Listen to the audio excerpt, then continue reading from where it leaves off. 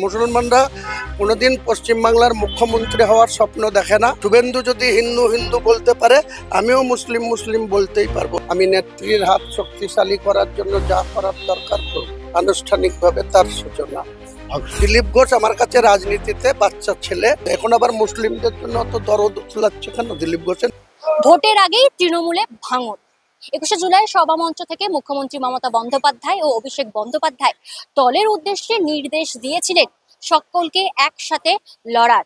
কিন্তু এরই মধ্যে শোনা যাচ্ছে ভরতপুরে তৃণমূল বিধায়ক হুমায়ুন কবির নিজের একটি আলাদা দল তৈরি করবেন। কিন্তু কেন, এই নিয়ে সরাসরি কথা বলবো তার সঙ্গে। তিনি ঠিক কি বলছেন এই বিষয়ে? হুমায়ুন দা নতুন দল গড়বেন বলছেন, কি বলবেন? গতকাল বলেছিলাম, আজকে আমার স্ট্যান্ড আগেও যা ছিল আজও আছে।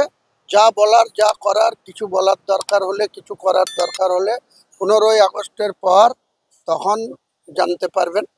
এবং আনুষ্ঠানিকভাবে যদি কিছু করা হয়, আমি কোনো লুকোছাপা করে কোনো কথা বলি না, করি না। কোনো প্রয়োজন হলে, মানুষের স্বার্থে কিছু করার দরকার পড়লে সেটা সময় মতো করব। এবং 1 জানুয়ারি 2026-এ আনুষ্ঠানিকভাবে তার সূচনা হবে। কোন কোন জায়গায় কত প্রার্থী দেবেন ঠিক করেছেন? এখনই আপনাকে সব কিছু কেন বলবো? আমার গোপন পলিসি, আমি কি করব। আমি নেত্রীর হাত শক্তিশালী করার জন্য যা করার দরকার করব। বলছেন নতুন দল গড়বেন, আবার বলছেন যে নেত্রীর হাত শক্ত আরে করবেন। আমি তো নেত্রীর বিরোধী না। অভিষেক ব্যানার্জি আমার নেতা, মমতা ব্যানার্জি আমার নেত্রী, কিন্তু তাদের ক্ষমতার অপব্যবহার কিছু কিছু জায়গায় হচ্ছে। তাদের শোধন করার জন্য, তাদের সঠিক পথে আনার জন্য যেটা করার দরকার হবে করব, বলছি তো। 21শে জুলাই সভামঞ্চ থেকে মুখ্যমন্ত্রী মমতা বন্দ্যোপাধ্যায় অভিষেক বন্দ্যোপাধ্যায় বলেছিলেন যে 26-এর ভোটের আগে সকলকে একসাথে লড়ার জন্য। তারই মধ্যে আপনি নতুন দল গড়ার কথা বলছেন। একসাথে লড়ার জন্য শুধু কি আমি একা ম্যান? এত বড় পরিবার, এত বড় একটা দল। মমতা ব্যানার্জির যা স্লোগান, যা কথা, আমারও তো সেই একই স্লোগান।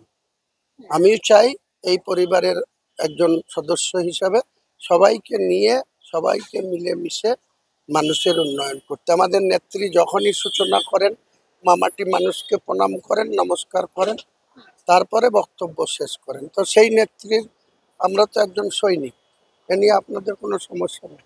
কিন্তু নতুন দল গড়লে তো আপনি সেই তৃণমূল কংগ্রেসের বিরুদ্ধেই তো লড়বেন। বললাম তো, অত অ্যানালিসিস করা, আপনাদের আগাম এত সব কথা আমি বলতে পারবো না।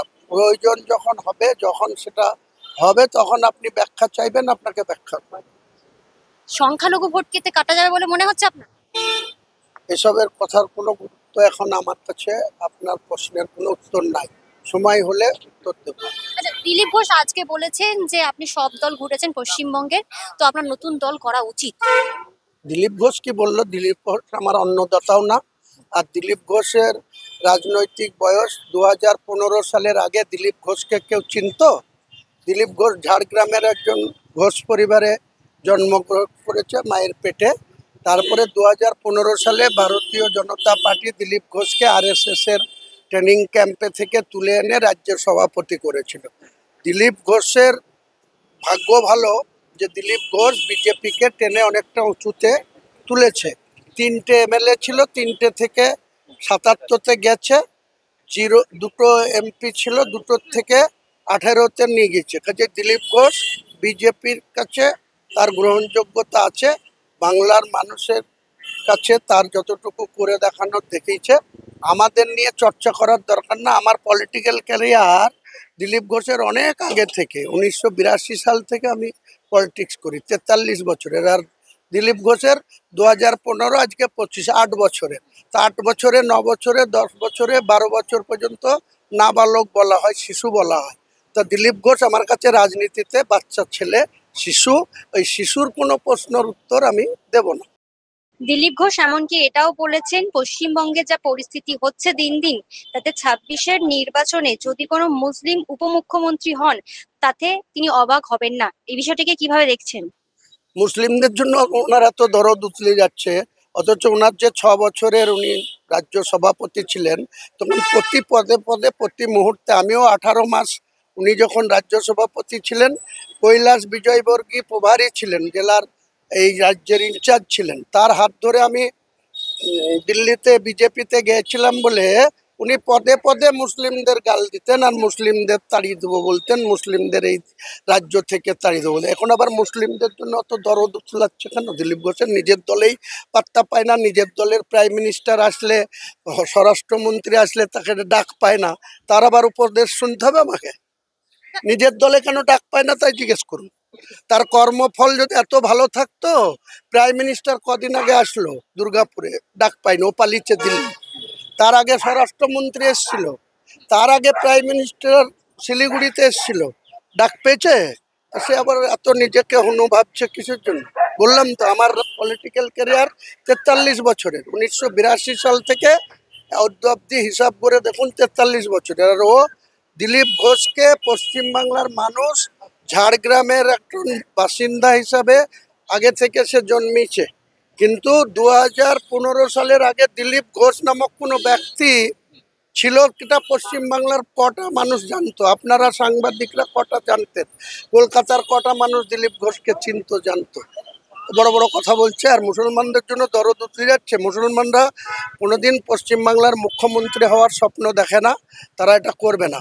মুসলমানরা নিশ্চয়ই তাদের পার্সেন্টেজ অনুযায়ী তাদের জনপ্রতিনিধি হওয়ার অধিকার সংবিধানে আছে। শুভেন্দু যদি হিন্দু হিন্দু বলতে পারে, আমিও মুসলিম মুসলিম বলতেই পারবো। রাজনীতির ক্ষেত্রে আমার কমকেও আমি শক্তিশালী করার চেষ্টা করব, তাতে কোনো অন্যায় নেই। শেষ প্রশ্ন করব, নেত্রীর কথা শুনবেন বলছেন, নেত্রীর হয়ে লড়বেন বলছেন, কি তাহলে কি দলেরই মধ্যে কারোর বিরুদ্ধে আপনার ক্ষোভ রয়েছে, তাই জন্য নতুন দল গড়ার কথা বলছেন? যার বিরুদ্ধে আছে সেটা বলেছি, নেত্রী অবগত আছে, নিশ্চয়ই সমাধান হবে, অত আপনাকে চিন্তা করার দরকার নেই। আগাম কোনো, আমি অ্যাস্ট্রোলজার না, আমি গণনা করি না, হাত গণনা করি না, কাজে আমি যেটা বলি সোজা সাপটা বলি, যখন যেটা করার প্রয়োজন হবে তখন জানতে পারবে। তাও কারোর নাম কি বলবেন? না, কিছু নাম করবো না, যারা আমার সঙ্গে কোনো কম্পেয়ারই চলে না তাদের নাম নিয়ে তো তাদেরকে আপার হ্যান্ড দেবো কেন? আপনার বিরুদ্ধে কোনো ক্ষোভ আছে দলের তরফ থেকে?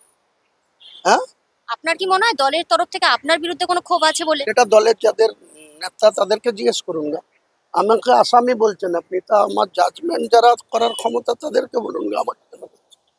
হুমায়ুন কবিরের মতামত আপনাদের সকলের সামনে তুলে ধরলাম। তিনি একেবারে ডেড লাইন বেঁধে দিলেন, অর্থাৎ 15ই আগস্ট পর্যন্ত তিনি সময় নিয়েছেন এবং তিনি জানিয়েছেন যে পরবর্তীতে তিনি কি পদক্ষেপ নেবেন তা সকলের সামনে তুলে ধরবেন। আর সেই দিকেও আমাদের নজর থাকবে। আপনারাও দেখতে থাকুন দ্য ওয়াল, কারণ খবর এখন এখানে। ক্যামেরায় শক্তিকের সঙ্গে প্রিয়াঙ্কা, দ্য ওয়াল, কলকাতা।